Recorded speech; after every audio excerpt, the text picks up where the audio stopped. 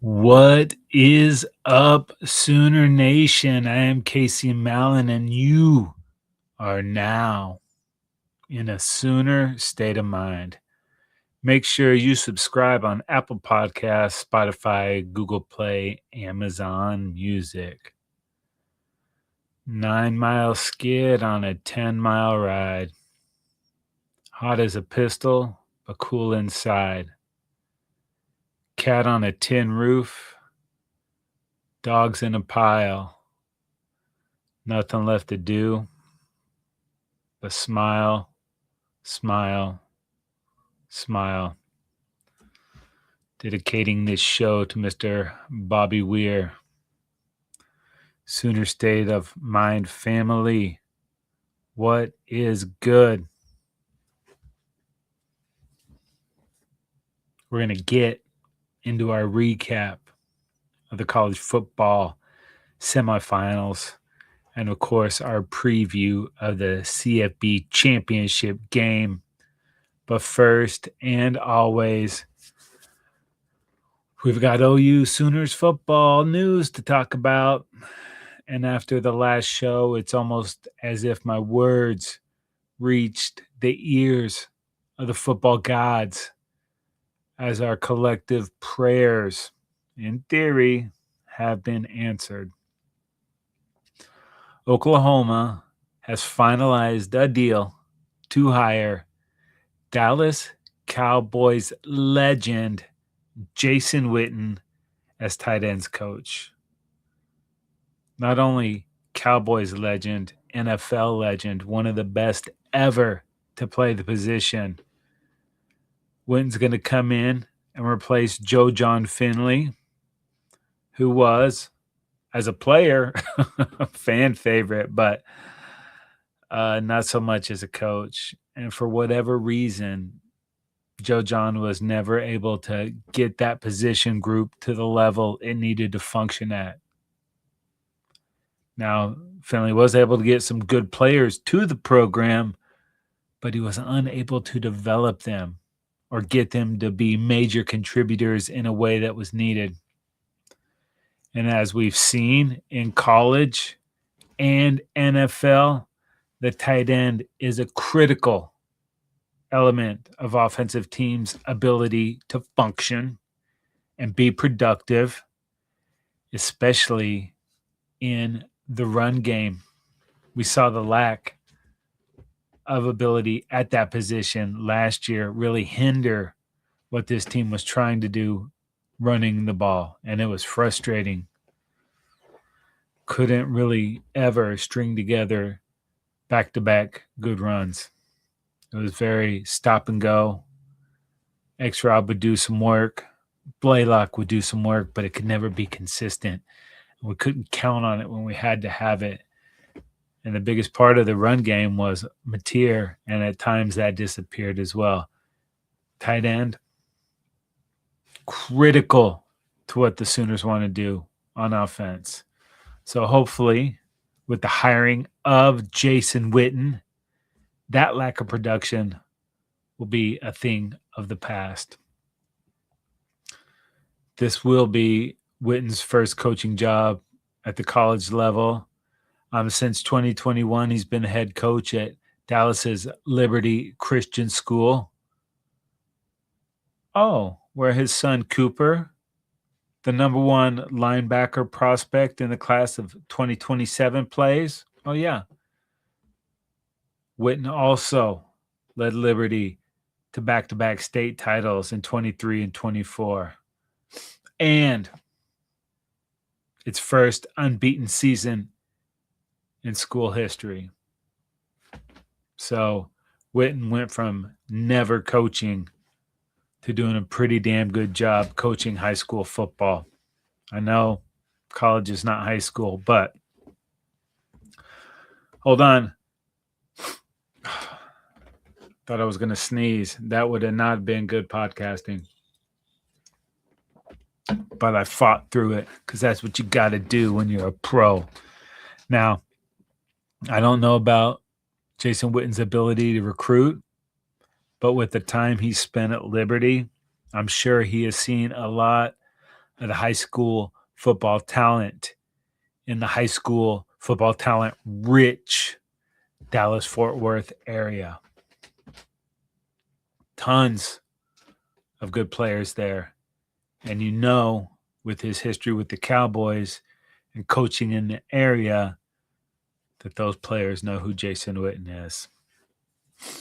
Another thing that might help him recruit, his 13,046 receiving yards, his 74 touchdowns, the second most receiving yards by a tight end in NFL history, just behind Tony G. Not only his NFL production, but his collegiate production while at Tennessee. That led to the creation of the Jason Witten Collegiate Man of the Year Award. It's basically like the Walter Payton Award, but for college. It's for the player who demonstrates a record of leadership by exhibiting exceptional courage, integrity, and sportsmanship, both on and off the field. I said it's like the Walter Payton Man of the Year Award. That's an award Jason Witten also won in his time in the NFL. What am I getting at here?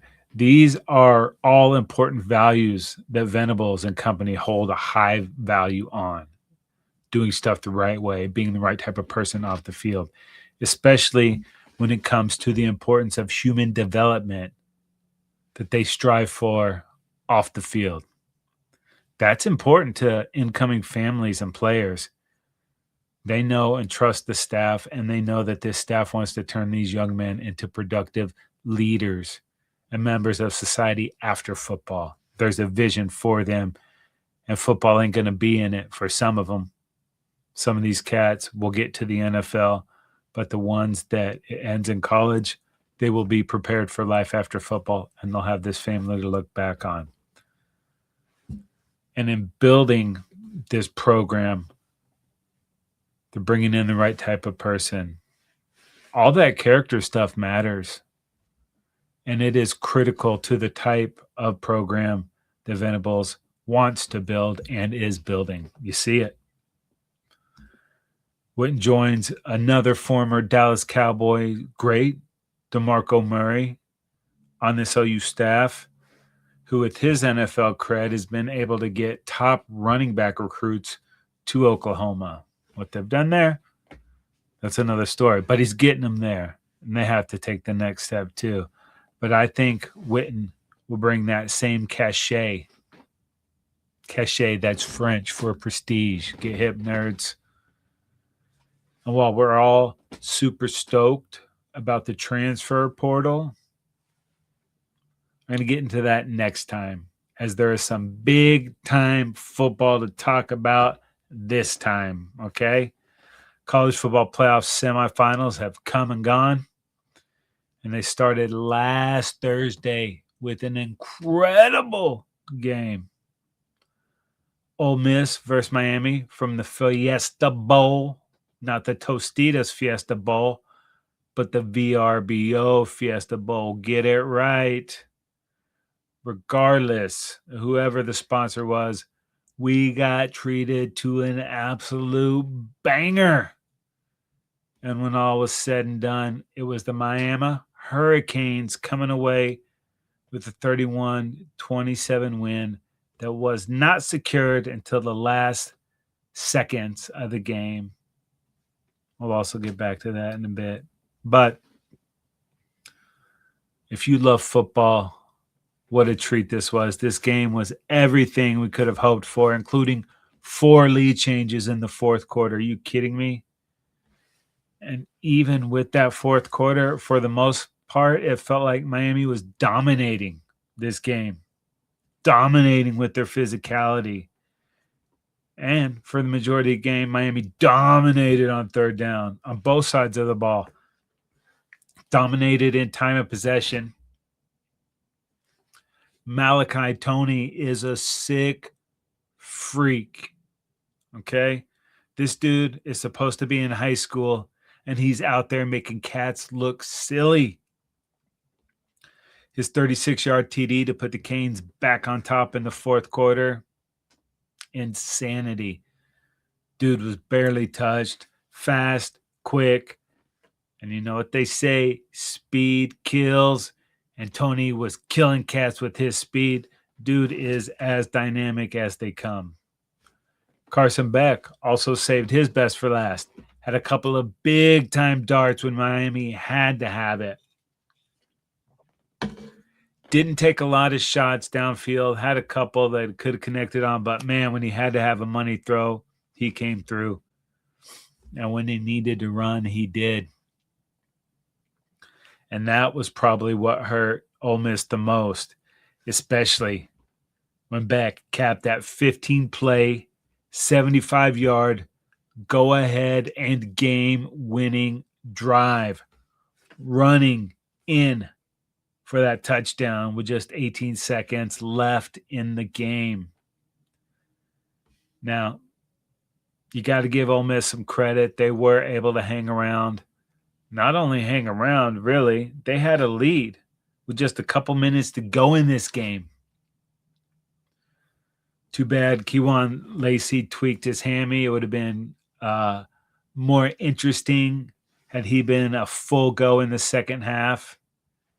And too bad for as good as he was, Trinidad Chambliss couldn't get it going a little bit earlier, although he definitely saved his best for last too.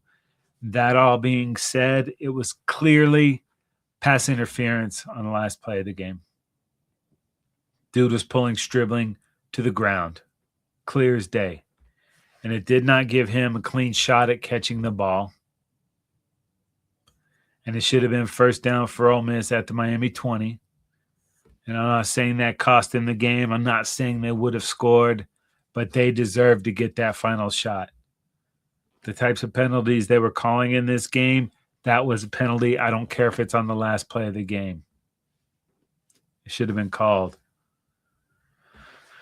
And, full transparency, my main motivation was to see it all blow up in Lane Kiffin's face. Dude is a scumbag, and it would have made me laugh to see Ole Miss make the big game without him.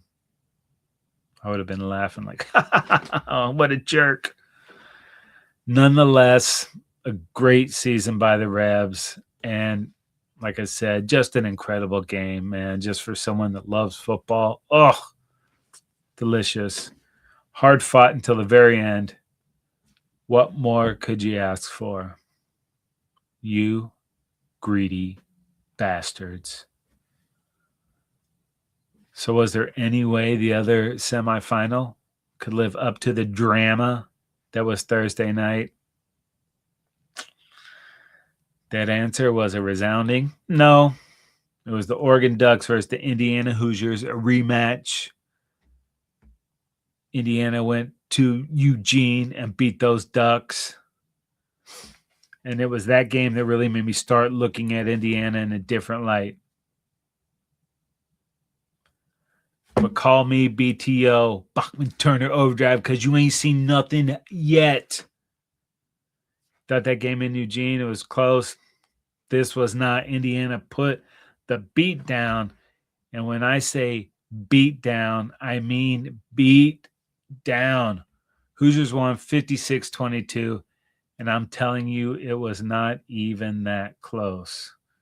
Before this game even started, you looked around the Peach Bowl, and it was a sea of red. Probably 90% IU fans. Hopefully they saved a little money. Foreshadowing, they're going to need it. First play of the game, D'Angelo Pons ducks the Dante Moore pass. It's a little duck pond joke from a Norman Peeps, but Pons, pick six, and just like that, the Hoosiers are up 7-0 without even having an offensive possession.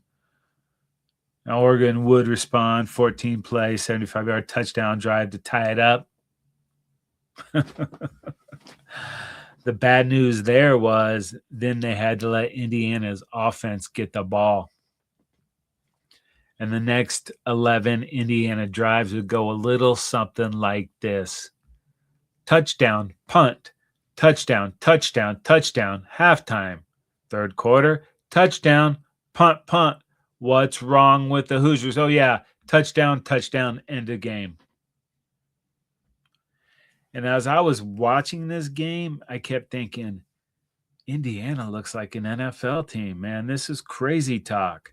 They play with such discipline and physicality and precision, big passing plays, big running plays. Whatever's needed is what they do. And Fernando Mendoza, now that cat might be too nice to be a Raider, but he plays like a mean SOB when it's game time. Dude has had more TDs than incompletions in both of his playoff games. Both. That's incredible. It's insane. And Signetti, that cat is dope AF too. And I love the Signetti Marlboro mashup shirts that I saw some of those the Hep Cats wearing at that game. Totally rad. Although smoking is for morons. Little PSA for the people. So that sets up the All Day I Dream About Sports Bowl. Although we used to not say sports. It's the Miami Hurricanes versus the Indiana Hoosiers, just like all the prognosticators called it. All the experts at the beginning of the season said Miami and Indiana would meet in Miami. Right. Hoosiers, 7.5-point favorites. Fun fact, according to ESPN research, over the past 10 seasons, teams favored by 7.5 points have won 75% of games straight up. Okay. And from what I saw last week and from what I've seen the last two playoff games for Indiana, it looks like Indiana is gonna roll. Even if Miami does play their best game, the Hoosiers have just looked incredible and dominant, incredibly dominant. And unless they have a terrible game and Mendoza forgets how to pass and that O-line forgets how to block and the defense forgets how to tackle and they become prone to dumb penalties and mistakes, then yeah, Miami can win. And I'm not usually shocked by any result in football because I've said numerous times this year, this season has been on crazy pills. So maybe the Canes will hang and maybe they will win. But for me, this Hoosiers team is the best college football team I've seen in a long time. Of course, not as good as Notre Dame or BYU or Texas, two S's. Just ask their fan bases that are still crying about it 6 weeks later. But in all seriousness, Indiana looks to be on a mission. Counterpoint, Miami has been the most physical team in their playoff games, and that will have to continue on Monday night if the Canes want to shock the world. Carson Beck will have to be the best quarterback on the field. I don't know if he can do that. He's been pretty good in the postseason. And Malachi Toney will just have to be Malachi Toney because that dude is ridiculous. And Miami must play as clean as possible with as few as penalties as possible. Talked a lot about how good Indiana was. Are you happy, Miami fan? I did my best to jinx them. I am not sure it will work, though. It's going to be a good game, people. And if you're thinking about going to this game, if you're a scumbag looking for a deal, a cool 45 hundo will get you a seat. But if you want to be a baller for the night, you can spend up to 45 G's to be at the Hard Rock on Monday. It's going to be hard rocking. And we'll be rock hard at the Hard Rock. Pause. What am I saying? I don't even know. I mean,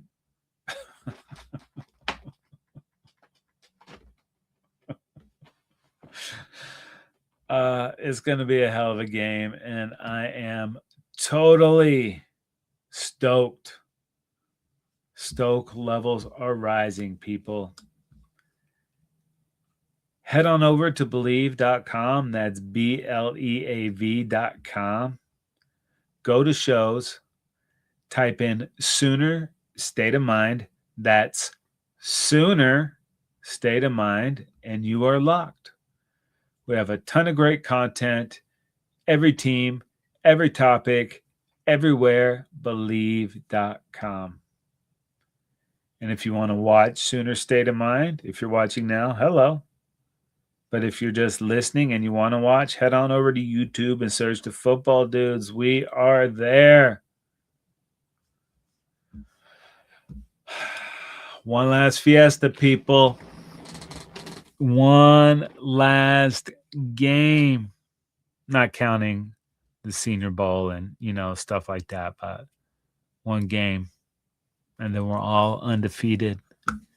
And we can move into 2026.